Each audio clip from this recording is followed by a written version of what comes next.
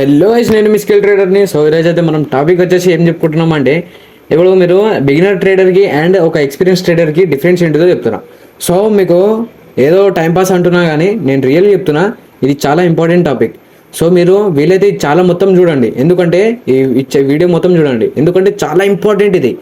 So ఇది మనకి ఇప్పుడు అర్థం కాకపోతే నీకు తర్వాత అర్థమవుతుంది. నీకు ఎక్స్పీరియన్స్ అవుతుంది కదా ట్రేడింగ్లో, నువ్వు లాంగ్ టైంలో ఉంటే అప్పుడు అర్థమవుతుంది, అరే ఇటు చెప్పింది కరెక్టే అని.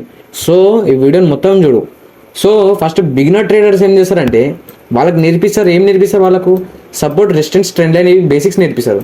అండ్ ఇండికేటర్స్ అని నేర్పిస్తారు. ఇప్పుడు నేను చెప్తున్నా సింపుల్గా. ఇప్పుడు నేను ఒక సపోర్ట్ గీస్తున్నా, ఏదో ఒకటి రఫ్గా గీస్తున్నా, ఏమనుకోకండి, తప్పున్నా కామెంట్ అయితే వేయకండి. ఒక రెసిస్టెన్స్ గీస్తున్నా, సపోర్ట్ రెసిస్టెన్స్ గీస్తున్నా, మళ్ళీ ఒక ట్రెండ్ లైన్ గీస్తున్నా. ఎక్కడ ట్రేడ్ తీసుకుంటాం చెప్పండి? బిగినర్ ట్రేడర్స్ ఏమవుతారు? కన్ఫ్యూజ్ అవుతారు. సో చాలామంది ఏమంటారు, కన్ఫ్యూజన్ అవుతారు, ట్రేడ్ తీసుకోలేము, చాలా కష్టం ఇట్లాంటి మూమెంట్స్లలో. ఇట్లా అంటే మూమెంట్ అనేది కరెక్టే, కాకపోతే కన్ఫ్యూజన్ అనేది చాలా ఎక్కువ ఉంటుంది. అండ్ ఈ కన్ఫ్యూజన్ సరిపోకుండా ఇంకొక కన్ఫ్యూజన్ ఏంటిదంటే, మనం ఇండికేటర్లు వేసుకుంటాం. ఏంటివి ఇండికేటర్లలో? అవి విధంగా పివట్ పాయింట్స్ అని ఏవేవో వేసుకుంటాం మనము. ఈ పివట్ పాయింట్స్ అని ఏం బ్రో, మొత్తం కన్ఫ్యూజన్ ఉంటుంది. సో ట్రేడింగ్లో మెయిన్ ఇంపార్టెంట్ ఏంటిదంటే, చార్ట్ని ఎంత సింపుల్ అయితే అంత సింపుల్గా చూడాలి. మేజర్ లెవెల్స్ గీయాలి అంతే. కానీ ప్రతి రెసిస్టెన్స్, ప్రతి పివట్ పాయింట్స్, ప్రతి లెవెల్ వ్యాలిడ్ కాదు ట్రేడింగ్లో. ఇవి ఇండికేటర్లు అనేవి చాలా వర్కే కావు అసలు. సో నేను చెప్పేది ఏంటిదంటే, చార్ట్ ఎంత సింపుల్గా పెట్టుకుంటే అంత సింపుల్.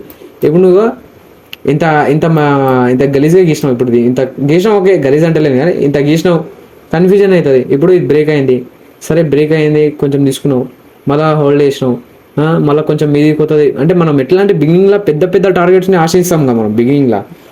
సో మనకు టార్గెట్స్ అచీవ్ కావు, ఫస్ట్ మెయిన్ థింగ్ అవి. అండ్ ఇంకోటి ఏంటి అంటే, టార్గెట్స్ అచీవ్ కాకుండానే స్టాప్ లాస్ సెటిల్ అవుతాయి. కన్ఫ్యూజన్ అనేది పెద్ద ఇది, అందుకే కన్ఫ్యూజన్ కాకండి. ఇప్పుడు ఇది బిగినర్స్ ట్రేడర్స్ వాళ్ళ థాట్, అంటే థింకింగ్. ఎక్స్పీరియన్స్ ట్రేడర్స్ ఎట్లుంటారంటే, సింపుల్గా ఏం చేస్తారంటే 1 hour టైం ఫ్రేమ్ వరకు వెళ్తారు వాళ్ళు. ఎక్స్పీరియన్స్ ట్రేడర్స్ అంటే, ఎక్స్పీరియన్స్ అంటే 10 సంవత్సరాలు 20 సంవత్సరాల ఎక్స్పీరియన్స్ కాదు. అంటే మార్కెట్ని అండర్స్టాండ్ చేసుకున్నాడు ఎక్స్పీరియన్స్ అన్నట్టు.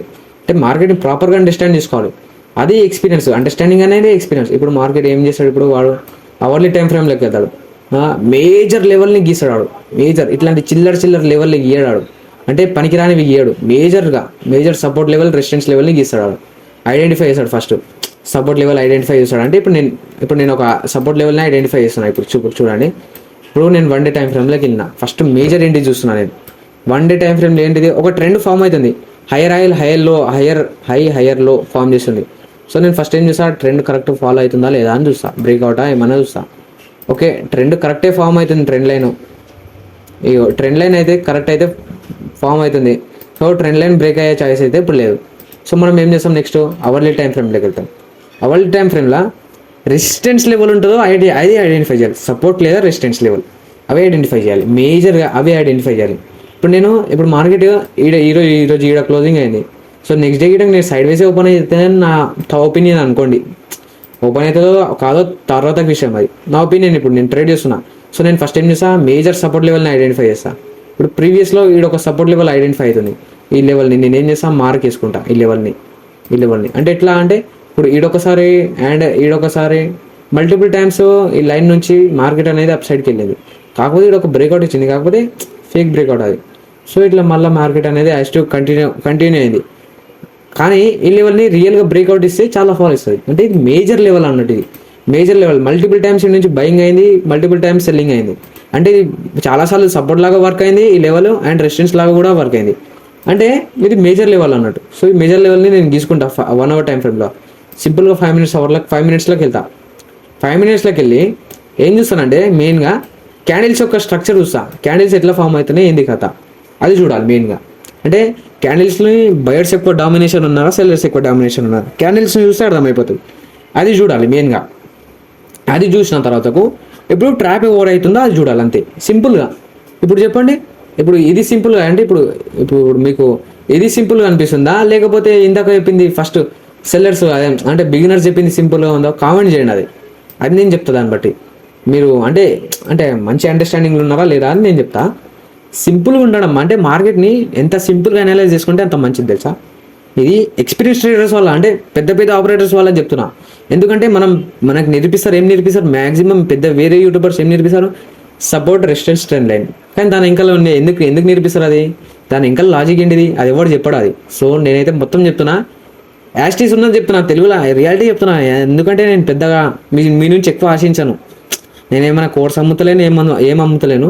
సో నేను చెప్పేది అంటే ఫ్రీగా చెప్తున్నా, మీకు ఇంట్రెస్ట్ ఉంటే వినండి. ఎందుకంటే నేను మొత్తం చేంజ్ చేసేస్తాను మిమ్మల్ని, బిగినర్ నుంచి ప్రో లెవెల్ని తీసుకుపోతా. ఆ థాట్ తోటే నేను ఈ యూట్యూబ్లో దీంట్లోకి వచ్చిన.